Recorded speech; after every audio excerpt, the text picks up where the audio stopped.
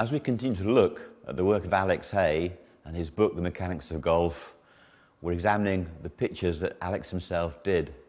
As I said earlier, he was inspired by the penmanship of Anthony Ravielli, who did Hogan's drawings. Now, the great golfer when Alex was growing up was Peter Thompson, who won the British Open on many occasions, prolific winner. He had a very simple philosophy of golf and very sound, and Alex has drawn him in this picture here. Now, you can see in this picture that Peter Thompson is only using his left arm and his shaft. I was asked by a young professional only this week, how active is the left side compared to the right side in the backswing? And for me, I'd say the left side is 100% active and the right side's 100% passive. And I think you get that feeling from Peter Thompson's setup. So there you have it, the mighty lever of the left arm and extension of the shaft. And it's as though a surgeon has grafted the shaft into Peter's thumb bone. You can see that as the spoke of the wheel as well as a lever. And then when he brings his right hand in, you can see that the shoulder has dropped, but also Peter has folded his elbow down. Alex has gone to the trouble of putting the creases in the sweater so that you can see that the elbow folds this way. Then when you make a backswing, the elbow doesn't obstruct you. If the right elbow is hard and high, it does get in the way. So there's a great picture, creating the lever of the left arm. And because Thompson is using a mid-iron or a short iron here, the shaft is leaning forward. If the ball was further forward, the shaft would be vertical. But because it's a short to mid-iron in the centre of his stance, the shaft leans quite correctly. Now they say a picture paints 1,000 words. We've got this picture here on the left, which is related to the Peter Thompson picture. But when you spend your life teaching or doing golf clinics and corporate days, 8 out of 10 golfers will be doing this. Alex has used a light source to show that this is a good setup, with the left arm and the shaft in line reflecting what Peter Thompson did. But so many of us actually stand like this.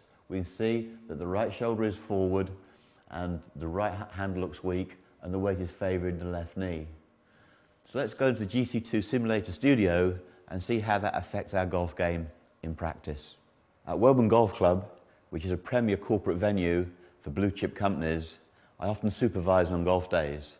So early in the morning, I'll be walking down the range and working with all the weekend warriors, many of which only play 6 or 7 times a year in corporate days. They might not even be members of golf clubs. But you might recognise the symptoms of what I'm going to show you now, and it comes from alignment. Now in the picture of Peter Thompson on the wall that I just showed you, we saw the left side was dominant. So if I set up here and lean forward and build my grip correctly, it stands to reason that my right hand is lower than my left. You have to allow that shoulder to drop a little bit. Now when most human beings do this, they feel lopsided. So they level the shoulders up. Now you can see that when that happens, the shoulders will always tend to be open.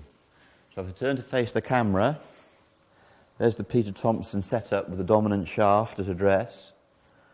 The right hand comes on and then drops 4 inches. They measure horses in hands. A hand is 4 inches. There are 3 hands make a foot. 3 4s are 12. So if your hand is 4 inches across, it stands to reason that if the right hand drops 4 inches, the right shoulder is lower than the left. Now that's unnatural.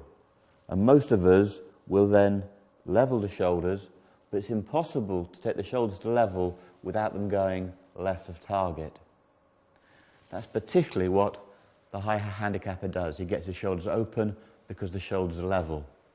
The better player has a different way of doing it wrongly, and I'll show you now. The good player takes his grip, understands that the right shoulder is lower than the left, so what he does, he leans onto his left knee, and he gets his shoulders level. Okay, his shoulders stayed square, but now his weight is inclined, and you've got too much weight on his left side. A good friend of mine is Philip Price, the Welshman, and Phil tended to do that most of his career. He would just favour his left knee and get his weight a little bit on his left side. So there you have it. We've got to understand the right shoulder is lower than the left, and if we don't get that right, don't be surprised if you've got an open stance.